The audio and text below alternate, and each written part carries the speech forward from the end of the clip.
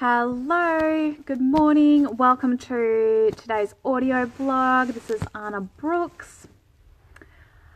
Okay, so today's audio blog is how to stop comparing yourself to that girl with the perfect body.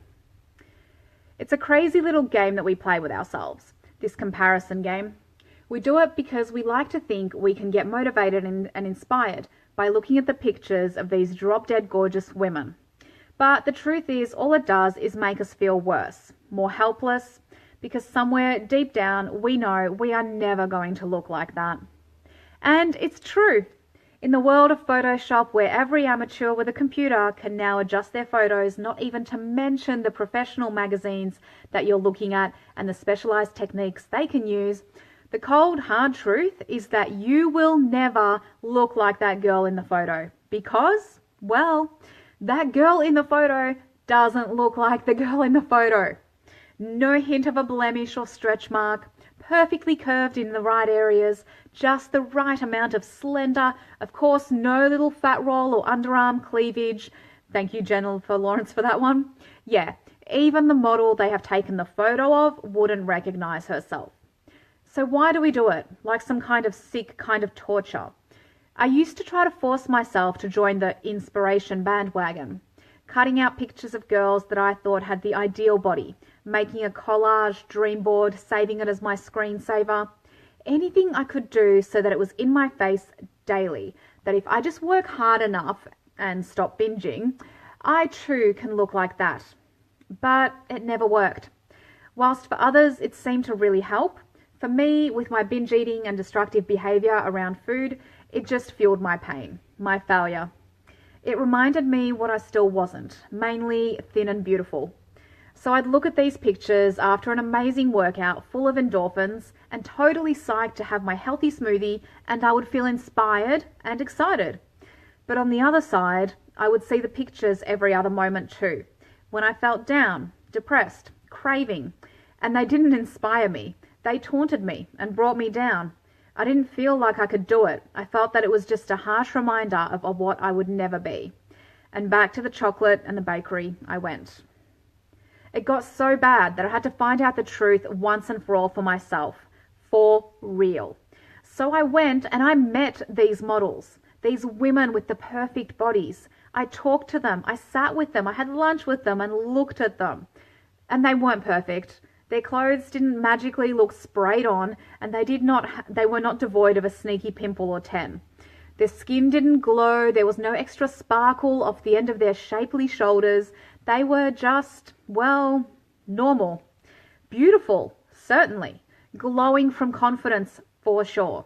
But not any more special than at least half of my closest friends. But when I had seen them in the pictures, put them up on my wall and compared myself, I was looking at two different people. I was comparing their best shots with my everyday. How did I think I was going to win? They had the makeup, the hair, the stylist, the photographer, the experience, the lighting, the Photoshop people. And I had what? My camera and terrible fluorescent lighting of my bedroom? It hurt. Realizing I had gotten myself into this state.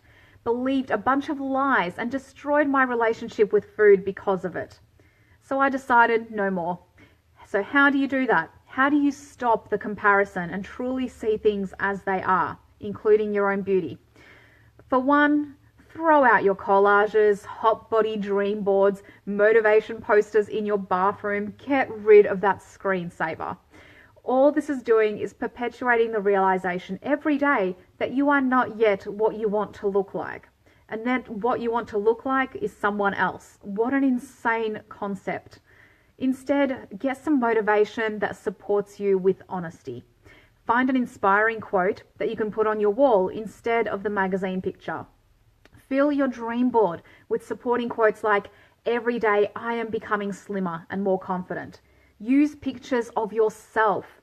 Once you have some before and afters, a few weeks apart as your screensavers, so you can see your progress. Next, make a conscious decision starting now not to fall into the social trap of chatting about celebrity, etc. bodies as though you know them. If someone comments that so-and-so has such an amazing body, Don't be tempted to look over their shoulder at the picture and lament with them. Instead, say something simple and non-committal like, "It certainly appears that way in the photo, what a flattering picture," etc.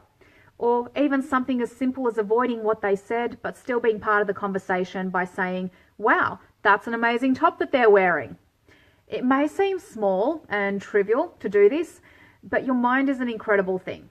The more you give in to this kind of talk, the more it will find ways to support you. You need to consciously make the decision that this stops now. How about creating some of your own best shots? You don't need to spend thousands of dollars. Pick a day where you go, get your hair blow waved, do your makeup like you were having a night out, give yourself a tan, etc., leading up to the day, and have someone that you know take some great pictures of you. By all means, book in for a professional shoot if you want, but if it isn't in the budget right now, then figure out another way. The point is to have some amazing photos of you that you can look at, and not only will it make you feel good, but it will be a beautiful reminder that even you don't look like that when you step out clean from a shower. And therefore, neither do the models on the magazine covers that we compare ourselves to. Just because the photo is by the beach with water rushing over her legs does not make it real.